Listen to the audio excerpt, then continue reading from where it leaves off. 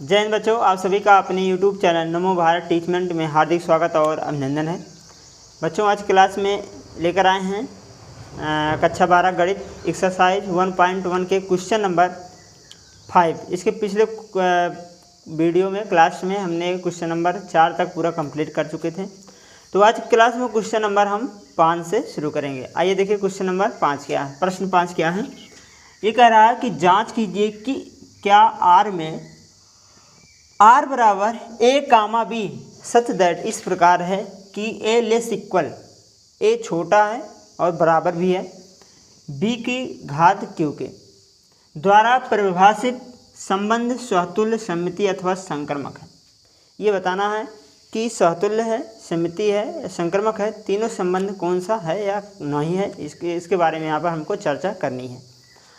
आइए सबसे पहले हम बात करते हैं स्वतुल्य की। पहला स्वतुल्य संबंध। अच्छा, यहाँ पर स्वतुल्य संबंध के बारे में बात कर लेते हैं। स्वतुल्य का मतलब हमने बताया है कि स्वयं से तुलना कराइए। ठीक है, स्वयं से तुलना कराने का मतलब ये है कि जहाँ A कामा B है वहाँ A कामा A रख के देखते हैं क्या यह नियम सर्टिफाई करता है। कौन सा? A लेस इक्वल A की घात Q। अगर यह नियम सर्टिफाई करे तो यहाँ पर क्या होगा, स्वतुल्य संबंध होगा, अन्यथा नहीं होगा। ठीक है, चलिए आइए देखते हैं। जैसे हमने कहा कि ये जो A की घात, यहाँ से देखेंगे कि हमारे पास जो ये जो A लेस इक्वल B की घात Q है, B को हम A बनाएंगे क्योंकि स्वतुल्य में स्वयं का तुलना स्वयं से कराते हैं, तो A का तुलना हम A से कराएंगे। ठीक है, तो यहाँ हो जाएगा A, ठीक, क्या हो जाएगा, A लेस इक्वल A की घात Q। अच्छा, A लेस इक्वल A की घात Q, क्या यह सही है? क्या यह सही है? ठीक है, अगर सही है तो लिख लिए कि यह सत्य है, अगर सत्य नहीं है तो लिखिए यह सत्य नहीं है। तो यह जैसे अगर हम करें बात A लेस इक्वल A की घात 3, तो यह क्या सही है? लेस इक्वल मतलब A छोटा है A की घात 3 से। हाँ, यह तो सही है, देखने में आपको सही लग रहा है कि A जो है A की घात 3 से बड़ा होता है, क्योंकि 1 गुणा 3 बार कराओगे वो तो बढ़ ही जाएगा A से। लेकिन यह सदैव सही नहीं होता है। इसके लिए अभी हम एक एग्जाम्पल देकर बताते हैं क्यों नहीं सही होता है। तो यह लिख देंगे कि सदैव सत्य नहीं है, सदैव सत्य नहीं है। ठीक है, अगर यह सत्य नहीं है इसके मतलब A comma A not belongs to R। जो A कामा A है नॉट बिलोंग्स टू R, अगर R में बिलोंग नहीं कर रहा है तो इसका मतलब स्वतुल्य संबंध नहीं है। For all A belongs to R। A क्या है? सभी क्या है? R के जो है R में से उपस्थित है A। ठीक है, तो ये हो जाएगा। अब हम कह सकते हैं कि जो R है स्वतुल्य नहीं है, स्वतुल्य संबंध नहीं है, संबंध नहीं है। देखिए बच्चों, इस प्रकार के क्वेश्चन यहाँ घात 2 था, पिछले क्लास में हमने करा चुके हैं। ठीक है, इसलिए कोई प्रॉब्लम नहीं होना चाहिए। अच्छा, यह स्वतुल्य नहीं है। अच्छा, क्यों नहीं है? अब देखिए कारण हम बताते हैं। अभी तो हमने कहा, क्या कहा कि अभी हमने कहा कि A की घात 3 से बड़ा होता है। जो A की घात 3 है ये बड़ा है A से, यह बात सही है। लेकिन फिर क्यों लिखा गया है कि यह सत्य नहीं है? सत्य इसलिए नहीं भैया, देखिए जैसे अगर हम मान लेते हैं कि हमारे पास एक युग्म है 1/2 कामा 1/2। हमारे पास एक युग्म है 1/2 कामा 1/2। ठीक है, अच्छा, इसके कहने का मतलब ये है, जैसे यहाँ पर लिखा है A कामा A, इसका कहने का अर्थ है A लेस इक्वल B की घात 3। तो इसको हम लिख सकते हैं 1/2 लेस इक्वल 1/2 की घात 3। तो क्या यह सही है? नहीं सही है। क्यों? क्योंकि जैसे ही 1/2 की घात हम 3 करेंगे ये छोटा होता जाएगा, किससे? 1/2 से। ठीक है। अब जैसे 1/2 है और इसका जब करेंगे तो 1/2 दूनी 4 दूनी 8 बचेगा, तो ये छोटा है और ये वाला बड़ा है, ठीक है। तो यहाँ पर क्या लिखा है, ये बड़ा लिखा है, ये छोटा लिखा, क्योंकि इसकी तरफ मुँह खुला है। ये बड़े का निशान दिखा रहा है, ये छोटे का दर्शा रहा है। तो कहने का अर्थ हमारा यही है कि कभी कभी यह नियम फॉलो नहीं करता। कब नहीं फॉलो कर रहा है, हमने यहाँ पर एक एग्जांपल दे दिया 1/2 कामा 1/2, यह जो है नियम को, इस नियम को फॉलो नहीं करता, इसलिए यह क्या है, स्वतुल्य नहीं है। बस हमारा कहने का अर्थ यही है, ठीक है। तो बात समझ में आ गई होगी, है ना।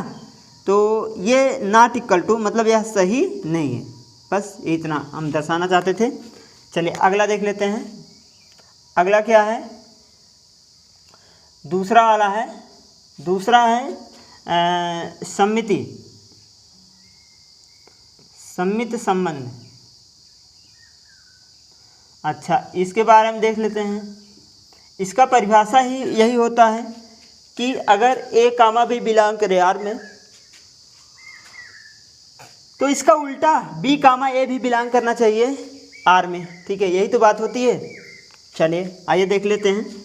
तो इसका शुरू ही वहीं से करेंगे जो क्वेश्चन में दे रखा है। कई बार बताया हमने कि यदि A comma B belongs to are में, अगर ए कामा बी बिलोंग करे आर में, इसका कहने का अर्थ ये है कि ए जो ए है लेस इक्वल बी की घात 3।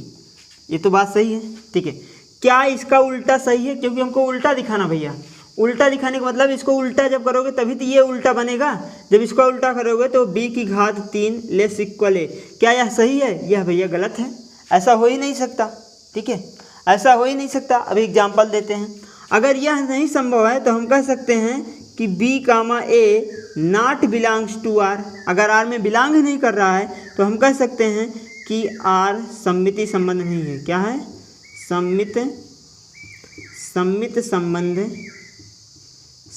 संबंध नहीं है, नहीं है, ठीक है। अब हम कारण एग्जाम्पल दे देते हैं क्यों नहीं है, एग्जाम्पल बता देते हैं क्यों नहीं है, ठीक है। अब जैसे हमारे पास एक युग्म है, जैसे मान लेते हैं 1 कामा, या ऐसे लिख लेते हैं 2 कामा 3, 2 कामा 3 मान लेते हैं बिलोंग्स टू आर। ये बिलोंग कर रहा आर में, ठीक है। अगर 2 कामा 3 बिलोंग कर रहा आर में, तब तो यह नियम सर्टिफाई करेगा। तो हम लिख सकते हैं कि 2 लेस इक्वल 3 की घात 3, ठीक है। क्लियर हुआ? तो ये तो बात सही है, 3 की घात 3 बड़ा है, ये छोटा। अगर इसी का हम उल्टा कर दें, इसका अगर उल्टा करें तो 3 की घात 3 बनेगा, लेस इक्वल 2 बनेगा। क्या यह बात सही है? तो भैया ये बड़ा हो गया ना, ये इसका निशान बड़ा दिखा रहा, लेकिन वास्तव में ये छोटा है। इसका मतलब ऐसा नहीं हो सकता। जब ऐसा नहीं हो सकता तो इसका मतलब क्या है? आर कैसा है? सम्मिति संबंध है। बस यही समझने वाली बात है। और इस टाइप के क्वेश्चन हमने पिछले भी क्लास में करवा दिए हैं, ठीक है। चलिए अगला देख लेते हैं। तीसरा है, तीसरा संकर्मक संबंध एक और है, ठीक है, संकर्मक संबंध। चलिए इसके बारे में चर्चा कर लेते हैं। संकर्मक संबंध में हमने बताया है कि ए कामा बी अगर बिलोंग करे आर में और बी कामा सी अगर बिलोंग करे आर में, तो बी बी को हटाओ, ए और सी बचेगा, ए सी और बिलोंग करना चाहिए आर में, ठीक है। तो आइए देख लेते हैं। सबसे पहले यहाँ पर वहीं से शुरू करेंगे क्वेश्चन से। यदि A comma B belongs to R तथा B comma C belongs to R, ठीक है। इसका कहने का मतलब क्या है कि ए लेस इक्वल बी की घात 3 तथा इसका कहने का अर्थ क्या है? बी, सॉरी यहाँ से लिख देते हैं, बी लेस इक्वल सी की घात 3। दोनों का कहने का अर्थ यही होगा। अगर ए बी बिलोंग करे आर में तो ये कंडीशन बनता है इस क्वेश्चन से। अगर बी कामा सी बिलोंग करे आर में तो ये क्वेश्चन, ये इस टाइप का कंडीशन बनेगा। तो क्या अगर हम बी बी को हटा दें, क्या ए सी में बिलोंग करेगा? ए लेस इक्वल सी की घात 3 होगा, ए लेस इक्वल सी की घात 3 बनेगा। आइए चेक कर लेते हैं। तो ये क्या हो जाएगा यहाँ से कि ए लेस इक्वल सी की घात 3, मतलब ऐसा नहीं हो सकता। अब ऐसा नहीं होगा तो अभी एग्जाम्पल के द्वारा हम बताते हैं। अगर ऐसा नहीं हो रहा है, इसका मतलब ए कामा सी नॉट बिलोंग्स टू आर में, अगर आर में बिलोंग नहीं कर रहा है तो हम कह सकते हैं कि आर संक्रमक संबंध नहीं है, आर संक्रमक संबंध है, आर संक्रमक संबंध है नहीं है। ठीक है, आर कैसा है? संक्रमक संबंध नहीं है। अब एग्जाम्पल देकर बताते हैं कैसे नहीं है। ठीक है, इसका एग्जाम्पल भैया थोड़ा कठिन है। ठीक है, एग्जाम्पल ढूंढना इसका थोड़ा कठिन है। तो जैसे हम मान लेते हैं हमारे पास मान लेते हैं कि यदि हमने मान लिया कि यदि 2,1.5 बिलोंग्स टू आर तथा 1.5, 1.2 बिलोंग्स टू आर। ये हमारे पास उदाहरण है। हमने क्या माना कि 2,1.5 बिलोंग कर रहा आर में और 1.5, 1.2 बिलोंग कर रहा आर में। इसका कहने का अर्थ ये है कि 2 लेस इक्वल 1.5 की घात 3, यह तो सही है। 1.5 घात 3 अगर करोगे, 1.5 घात 3 अगर करोगे तो कितना आएगा? 1.5 घात 3 अगर करोगे तो आएगा कितना आ सकता है? 3.75, 50, 25, 3, 5 आएगा, ऐसे कुछ आएगा। ठीक है, 3, 5 ऐसे आएगा। 3.75 आएगा। कितना आएगा? 3.75 आएगा। ठीक है, अगर इसका हम वर्ग करें तो आएगा 1.728, 728। 1.2 का अगर हम क्यूब करें तो कितना आएगा? 1.728 आएगा शायद। ठीक है, अच्छा यहाँ से देख लेते हैं कि 2,1.5 अगर बिलोंग कर रहा है आर में तो कंडीशन क्या बन रहा है? 2 लेस इक्वल 1.5 घात 3। तो 1.5 का अगर हम क्यू करें तो 3.735 आएगा। इसका मतलब यह तो नियम सही है। ठीक है, आइए अगला देख लेते हैं। अगला 1.5, 1.2 है। इसका मतलब 1.5 लेस इक्वल 1.2 की घात 3। ठीक है, अब 1.2 की घात 3 करोगे तो 1.728 आएगा, जो कि 1.5 से बड़ा है। इसका मतलब ये भी नियम सर्टिफाई कर रहा है। तो अगर ये नियम सर्टिफाई कर रहा है तो क्या यह सही है? कौन सा? 1.5 1.5 को हटाओ, इसका फर्स्ट, इसका सेकंड वाला लीजिए। तो 2 लेस इक्वल 1.2 की घात 3, क्या यह नियम सही है? 1.2 की घात 3 करने पर 1.728 आना चाहिए। 1.728 आएगा और ये 2 बड़ा है, लेकिन इसका कैसा निशान दिख रहा है? छोटे की तरफ दिख रहा है। इसको मतलब यह नहीं है, ऐसा नहीं हम कह सकते, ऐसा नहीं कर सकते। अगर ऐसा नहीं कर सकते हो तो सिंपल सी बात है कि यह क्या होगा? संक्रमक संबंध हो जाएगा। ठीक है, तो कुल मिलाकर ये था क्वेश्चन नंबर 5, जिसमें हमको संक्रमक सममिति और जो है तुल्यता बताना था, स्वतुल्य बताना था। इस प्रकार के कंडीशन को हमने यहाँ पर दर्शाया। तो हमें आशा है कि आपको बढ़िया से समझ में आ गया होगा। ठीक है, क्योंकि इस टाइप के क्वेश्चन हम पिछले क्लास में भी बता दिए हैं। तो ये था क्वेश्चन नंबर 5। अगला क्वेश्चन देखते हैं, क्वेश्चन नंबर 6। तो अगला क्वेश्चन है बच्चों क्वेश्चन नंबर 6। आइए देखें क्वेश्चन नंबर 6 क्या है। कह रहा है कि सिद्ध कीजिए कि समुच्चय 1, 2, 3 में r बराबर 1,2, 2,1 है द्वारा प्रदत्त संख्या संबंध r सम्मित है, किंतु ना तो सहतुल्य है और ना ही संक्रमक है। कह रहा है कि सिद्ध करना है कि यह जो है, जो समुच्चय दे रखा है, सममिति है लेकिन ना तो सहतुल्य है और ना ही क्या है? संक्रमक है। ठीक है, तो ये तो क्वेश्चन बहुत ही सिंपल होगा, है ना? देखने में पता चल रहा है कितना सिंपल क्वेश्चन है। जो बच्चे पढ़े होंगे देखकर ही बता सकते हैं कि इसका सलूशन कैसे होगा। ठीक है, तो आइए देख लेते हैं, करवा दे रहे हैं इसको भी सलूशन। चलिए पहले तो हम देख लेते हैं हमारे पास जो समुच्चय है r देख लेते हैं। ये है 1,2 और 2,1, इस प्रकार का समुच्चय है। पहले तो हम सहतुल्य देख लेते हैं, सहतुल्य संबंध देख लेते हैं। सहतुल्य संबंध क्या है? ठीक है, सहतुल्य संबंध में हमने बताया है ये जो हमको आर की वैल्यू दे रखा है, आर किस क्रम में है, ये रोस्टर विधि के रूप में, मतलब रोस्टर के रूप में है। जब रोस्टर के रूप में होता है तो वहाँ पर बहुत ही सिंपल हो जाता है क्वेश्चन को। जैसे स्वतुल्य में हमने बताया है कि ए कामा ए, मतलब अगर यहाँ पर दो कितने समुच्चय हैं, तीन एलिमेंट हैं, तीन अगर एलिमेंट हैं तो एक का एक से संबंध होना चाहिए, दो का दो से होना चाहिए, तीन का तीन से होना चाहिए, तो वहाँ पर क्या हो जाएगा, स्वतुल्य हो जाएगा। तो आइए चेक कर लेते हैं, क्या एक का एक संबंध है, एक का एक का दो के है, तीन का तीन का है, नहीं है। जब नहीं है तो हम कह सकते हैं कि 1,1 नॉट बिलोंग्स टू आर और 2,2 नॉट बिलोंग्स टू आर और 3,3 नॉट बिलोंग्स टू आर। जब ये सब आर में नहीं है तो हम कह सकते हैं कि अतः आर क्या है, स्वतुल्य नहीं है, स्वतुल्य संबंध नहीं है, संबंध नहीं है, क्योंकि स्वतुल्य संबंध यही करता है कि स्वयं का स्वयं से संबंध होना चाहिए, तो इसमें स्वयं का स्वयं से संबंध ही नहीं है। ठीक है, आइए दूसरा देख लेते हैं। दूसरा है सम्मिति संबंध, सम्मित संबंध देख लेते हैं। सम्मित संबंध, अच्छा, सम्मिति संबंध में हमने क्या बताया है कि अगर ए का दो से संबंध है तो दो का एक से होना चाहिए, अगर दो का तीन से है तो तीन का एक से होना चाहिए, है ना।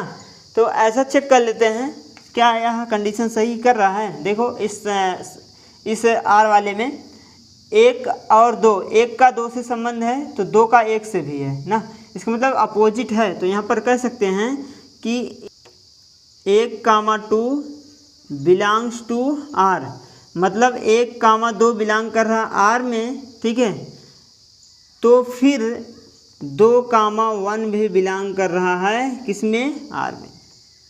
तो इम्प्लाइड दैट हम बोल सकते हैं कि आर सम्मित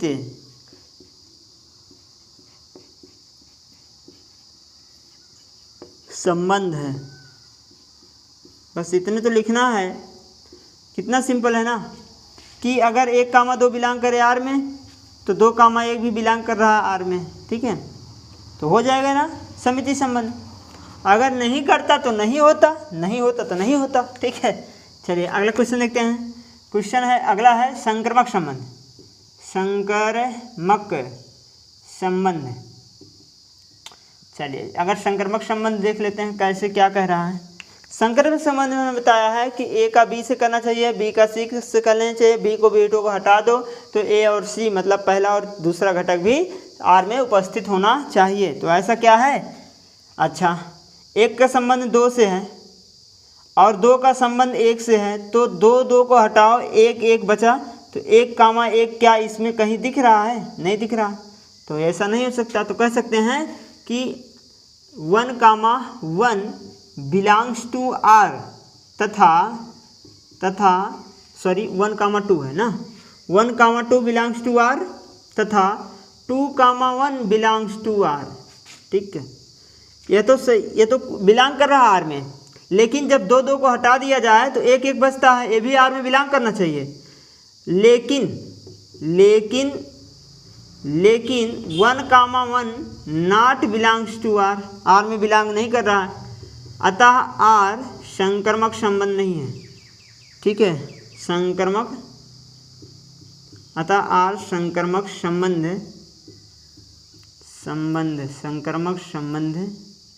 नहीं है, ठीक है। बस इतना ही आपको करना था। कितना सिंपल क्वेश्चन है ना, कुछ नहीं करना था, है ना। इसको तो होमवर्क दे देना चाहिए ना। चलिए अच्छा, ये था क्वेश्चन नंबर 6। अगला क्वेश्चन देखते हैं, क्वेश्चन नंबर 7 क्या है। तो अगला क्वेश्चन है बच्चों क्वेश्चन नंबर 7। आइए देखिए क्वेश्चन नंबर 7 क्या है, इसको चेक कर लेते हैं।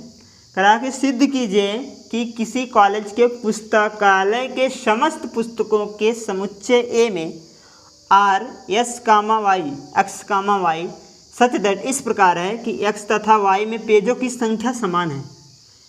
एक्स वाई, ये एक्स वाई क्या है, पुस्तक हैं। पुस्तकालय में बहुत सारे पुस्तक हैं, लेकिन जो सभी पुस्तक हैं उनके दो सूचियां बनाई गई है, एक x और एक y। ठीक है, जैसे यहाँ पर देखो ये एक पुस्तकालय ये हो गया, एक पुस्तकालय हो गया, इसमें भी वही समान पुस्तकें भरे हैं और इसमें भी वही समान पुस्तकें हैं। इन पुस्तकों को हमने x माना है और इन पुस्तकों के सभी को y माना है। ठीक है, कहने का अर्थ यही हो गया ना। तो यहाँ पर जो पुस्तकालय है उसमें जो पुस्तकों की जो पुस्तक के पेजों की जो संख्या है वो समान है। कह रहा है कि द्वारा प्रदान संबंध R एक तुल्यता संबंध है। मतलब हमको क्या बताना है, तुल्यता संबंध बताना है। तुल्यता संबंध मतलब स्वतुल्य और समिति और जो है संक्रमक तीनों सिद्ध करना पड़ेगा कि यह सही है, तभी तो तुल्यता संबंध होगा।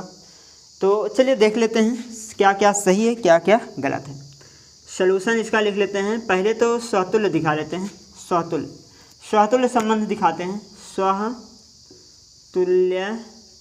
स्वतुल्य संबंध सिंपल भैया, ये भी बहुत ही इस टाइप के क्वेश्चन कर चुके हो ना। ठीक है, स्वतुल्य संबंध में कई बार हमने बताया है, बार बार बता रहे हैं कि स्वयं का पहले तुलना करा लो। क्या यह सही सर्टिफाई कर रहा है? मतलब जहाँ x है वहीं पर y रख लो, जहाँ y है वहाँ पर x रख लो, कोई भी चेंज कर लो, सेम कर लो बस। ठीक है, तो अगर हम x लिख लें तो x, सच दैट इस प्रकार है कि x तथा x में पेजों की संख्या समान है। मतलब दो पुस्तक x हैं। ठीक है, मतलब x में x की पेजों की संख्या समान है। कोई पुस्तक x है, स्वयं की पेजों की संख्या तो समान ही होगा। ठीक है ना। जैसे हाँ, एक कोई पुस्तक है, मान लीजिए कोई हमारे पास पुस्तक है, उसमें जितना पेज है वो तो स्वयं में पेजों की संख्या समान तो रहेगा ही ना। ठीक है, ये तो बात सही है कहने के लिए। तो हम कह सकते हैं कि x तथा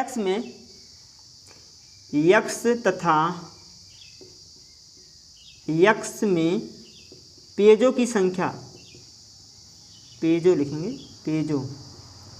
पेजों की संख्या क्या है? समान है। पेजों की संख्या कैसा है? समान है। अगर पेजों की संख्या समान है तो हम कह सकते हैं कि x, x belongs to R। तो x और x किस में बिलोंग कर रहा है? R में।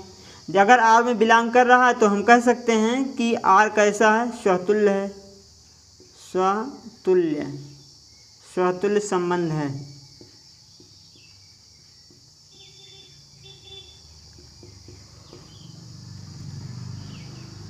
ये तो क्लियर हो गया। चलिए दूसरा देख लेते हैं, सम्मित संबंध है कि नहीं है, इसको भी चेक करना पड़ेगा ना। चलिए सम्मिति संबंध के लिए बताए हैं कि जो दे रखा है वहीं से शुरू करो। x और y दे रखा है तो लिखेंगे कि यदि x, y belongs to R में, इसका कहने का अर्थ क्या है? x और y में पेजों की संख्या समान है।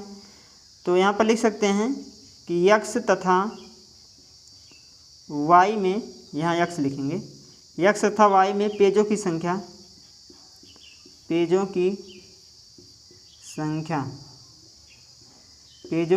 क्या है? समान है। हो गया ना। अगर x और y में पेजों की संख्या समान है तो क्या यह कहना सही है कि y और x में पेजों की संख्या समान है? क्योंकि उसका उल्टा भी अगर नियम फॉलो कर रहा है, जैसे x तथा y पेजों में, x तथा y दो बुक हैं, x और y दो किताब हैं, इनमें पेजों की संख्या समान है। जैसे इसमें 20 पेज है, इसमें भी 20 पेज हैं, दोनों में पेजों की संख्या समान है। तो हम क्या यह कह दें कि सही रहेगा y तथा x में पेजों की संख्या समान है? जाहिर सी बात है, चाहे x y कहो चाहे y x कहो, जब पेजों की संख्या समान है तो कोई दिक्कत नहीं। तो यहाँ पर लिख सकते हैं कि y तथा x में, यहाँ में लिखेंगे, में पेजों की संख्या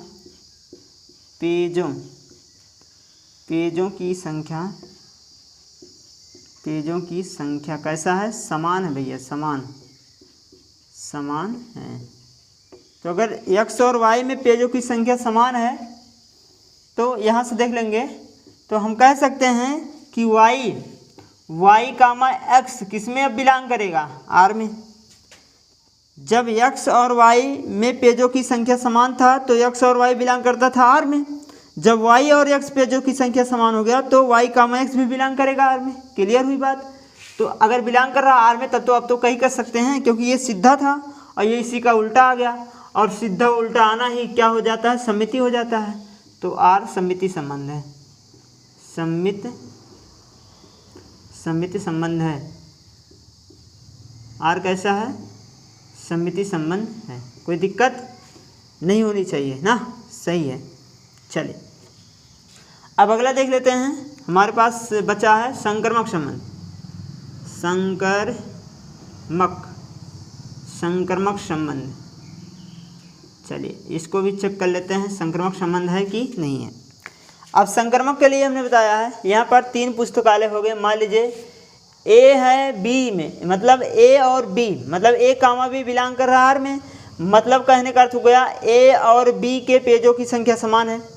फिर बी कामा सी बिलोंग कर रहा है आर में, इसका मतलब बी और सी के पेजों की संख्या समान है। तो क्या ए और सी के पेजों की संख्या समान होगा, क्योंकि बी को हटाना पड़ेगा, पहले युग्म के दूसरे घटक और दूसरे युग्म के पहले घटक को हटा दो, बचेगा इसका पहला और इसका दूसरा।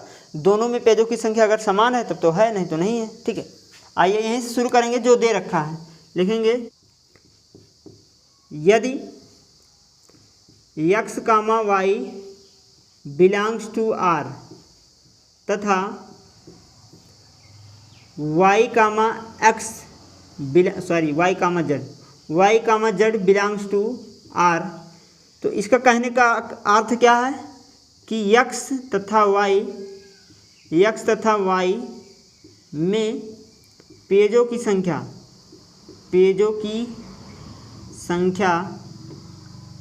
संख्या समान है। कैसा है, समान है। तथा यहाँ पर लिखेंगे y तथा पेजों, ठीक है, ये तथा इसके लिए है, ठीक है, तथा इसके लिए है y तथा x जड़ में पेजों की संख्या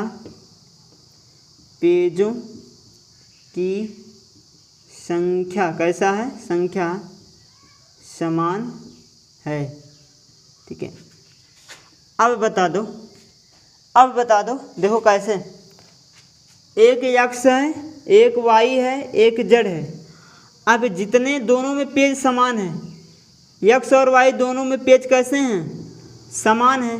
यह कंडीशन सही है, क्वेश्चन में बोला है। फिर अगला जो है y और z भी क्या है, पेजों में समान, मतलब पेजों की संख्या समान है। अब ध्यान से देखो, अगर x और y में पेजों की संख्या समान है, y और z में पेजों की संख्या समान है, तो यही तो समानता इससे भी रख रहा है, x से भी, और यही समानता z से भी रख रहा है। इसका मतलब z जब समान हो जाएगा तो x भी समान है z से। तो यहाँ से लिख सकते हैं कि x तथा z में पेजों